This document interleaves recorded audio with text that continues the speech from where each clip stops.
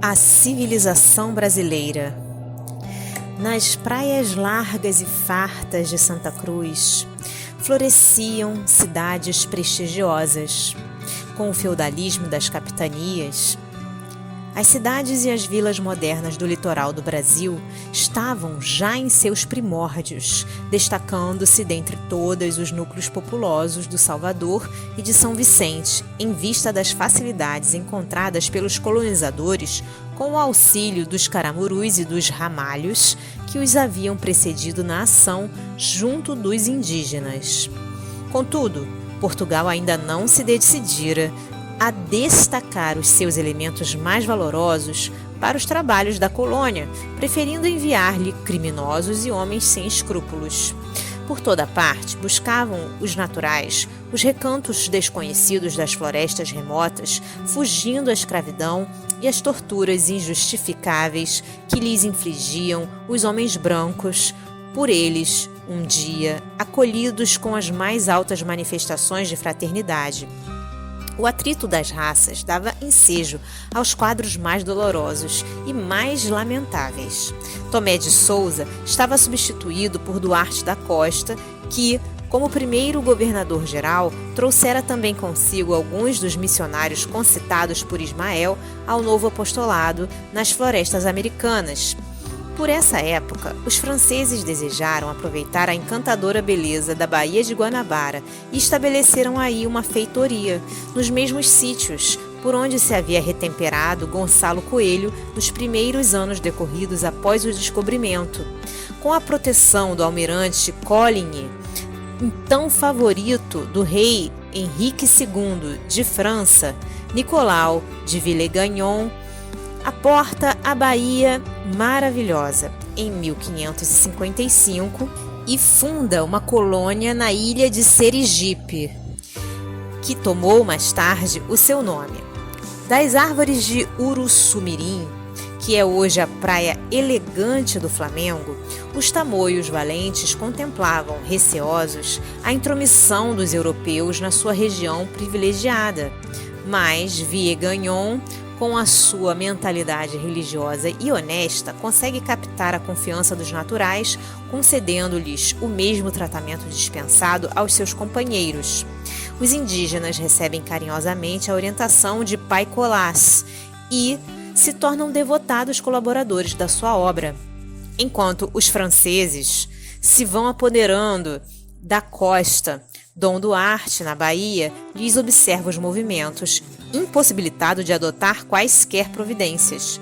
A metrópole portuguesa não se digna de enviar à colônia distante os elementos necessários à sua conservação e defesa. Villegagnon, localizado na Guanabara, edifica a sua obra, mas os padres calvinistas que lhe acompanharam a expedição inutilizam-lhe muitas vezes o trabalho construtivo com as suas discussões estéreis. Em 1559, Villegagnon regressa à França no propósito de buscar recursos oficiais, sem jamais tornar ao Brasil, ficando os seus compatriotas abandonados na colônia nascente. Em 1558, havia assumido o governo-geral de Santa Cruz, Mendes Sá, que combate sem tréguas a influência dos estrangeiros. Com a sua energia, expele os franceses do Rio de Janeiro, destruindo-lhes as fortificações. Mal, porém, se havia retirado o governador, voltaram os franceses dispersos a reassumir a sua posição na ilha de Serigipe, com auxílio dos tamoios, reunidos a esse tempo na maior confederação indígena que já existiu em terras do Brasil, sob a direção de Cuambebe, contra as perversidades dos colonizadores portugueses. O governador-geral reconhece a necessidade de fundar-se uma povoação que aí ficasse como sentinela da costa, a fim de eliminar os derradeiros resquícios das influências francesas. O grande projeto aguarda ensejo favorável para a sua concretização. Estácio de Sá, sobrinho do governador, é então incumbido de comandar uma guarnição que ali se planta em defesa da cidade. A povoação se reparte em pequenas guarnições de militares junto ao Pão de Açúcar e numa das numerosas ilhas do Golfo Esplêndido. Os franceses, todavia, unem-se aos índios e Estácio de Sá morre em 1567, empenhado com eles em guerras. O combate, em tais circunstâncias, assume proporções aspérrimas e rudes.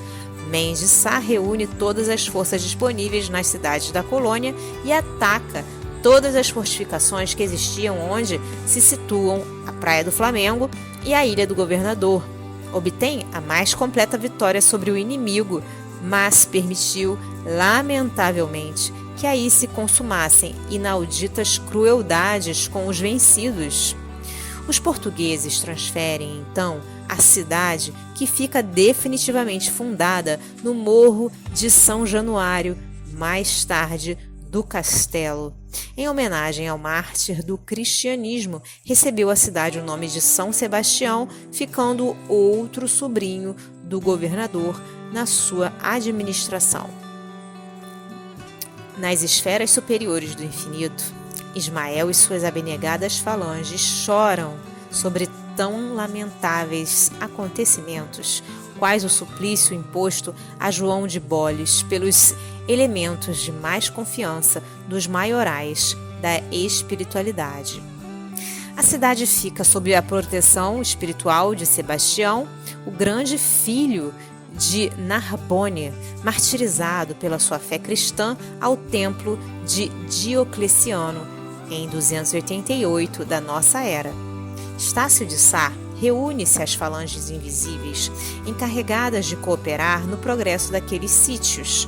Sob as vistas amorosas do desvelado patrono da cidade, desdobra-se em dedicação a favor do seu progresso entre os núcleos florescentes. Muitas vezes voltou Estácio a se corporificar na pátria do Evangelho, para viver na paisagem predileta dos seus olhos.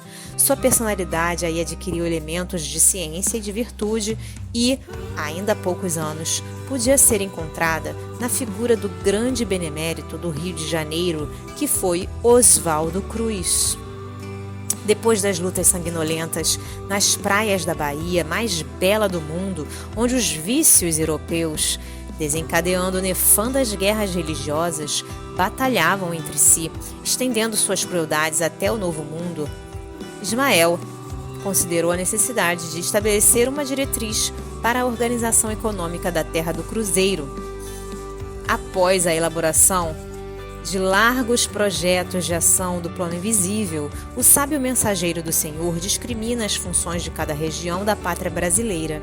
Junto do golfo enorme, onde os contornos da cidade assumem as cambiantes mais delicadas e mais espantosas, desdobrando-se nos mais graciosos caprichos da natureza, traça ele as linhas de uma urbe maravilhosa, que será a sede do pensamento brasileiro e, mais fundamente, no coração da terra moça e bravia, traceja as plantas magníficas das duas usinas mais poderosas, onde se guardará o profundo manancial de duas forças orgânicas. Os pontos de fixação dessas sagradas balizas são encontrados ao longo dos 600 quilômetros de extensão do Paraíba do Sul e nas cabeceiras do São Francisco, cuja corrente deverá lançar, pelo seu percurso de quase 3.000 quilômetros, todas as sementes da brasilidade mais pura. Aproveitou também Ismael os núcleos orientadores de Piratininga, que se expandiriam mais tarde com as saudaciosas bandeiras. A linha do coração do Brasil até hoje se encontra aí traçada. Ninguém pode negar a hegemonia da intelectualidade carioca e fluminense desde os tempos em que a cidade de São Sebastião se derramou do Morro do Castelo, invadindo as ilhas, absorvendo as praias longas e elevando-se pelos outeiros vizinhos. São Paulo e Minas de hoje foram as regiões escolhidas como as duas fontes poderosas que guardariam o potencial de energias orgânicas da Terra, formando os primeiros índices da etnologia brasileira. As águas do Paraíba do Sul e as de todo o percurso do São Francisco ainda constituem roteiro singular, onde se descobrem os característicos mais fortes do povo fraternal da Terra do Cruzeiro. Cada estado do Brasil tem a sua função essencial no corpo ciclópico da pátria, que representa o coração geográfico do mundo.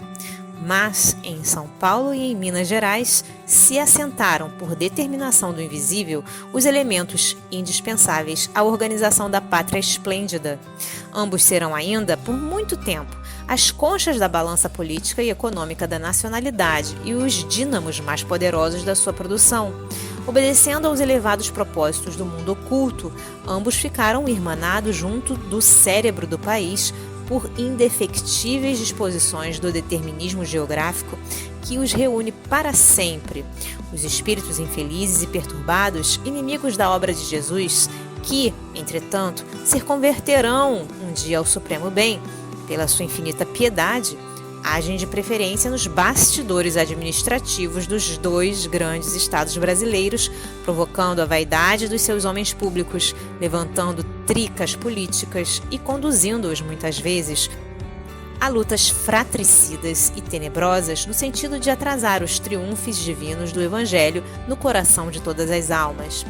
Mas os devotados obreiros do além não descansam em sua faina de abnegação e renúncia e, ainda agora, em 1932, quando um distinto jornalista da atualidade rasgava a bandeira nacional na capital paulista, em seu famoso discurso Sem Palavras, José de Anchieta, de quem João de Boles é agora dedicado colaborador, e vários outros gênios espirituais da terra brasileira se reuniam no colégio de Piratininga, implorando a Jesus derramasse o doce bálsamo da sua humildade sobre o orgulho ferido dos valorosos piratininganos. E Ismael estende o seu lábaro de perdão e de concórdia sobre os movimentos fratricidas e reúne de novo os irmãos dos dois grandes estados centrais do país para a realização da sua obra em prol do Evangelho. As fraquezas e vaidades humanas, fermentadas por forças maléficas do mundo, têm separado muitas vezes as coletividades dos dois grandes estados da República, levando-os à inimizade e quase à ruína, mas muito breve. Quando as sombras da confusão dos tempos modernos invadirem ameaçadoramente os céus da pátria, ambos compreenderão a imperiosa necessidade de se unirem para sempre, como irmãos muito amados, e novos símbolos de Castor e Pólux expandirão juntos as suas energias étnicas, modeladoras da terra do Evangelho, absorvendo nos seus surtos extraordinários as expressões excessivamente indiáticas do Amazonas ao norte e as platinas influências nas planícies do Rio Grande, por cumprirem de mãos dadas os imperativos da sua grande missão histórica. Nesse tempo que não vem muito longe, as mensagens de fraternidade e de amor, expedidas pelos gênios inspiradores do Brasil, do Sagrado Colégio de Piratininga, tocarão, primeiramente, na coroa de tênues neblinas das montanhas, antes de ascenderem aos céus. Se você gostou desta obra, colabore com a divulgação dos ensinamentos trazidos pelos benfeitores do plano espiritual.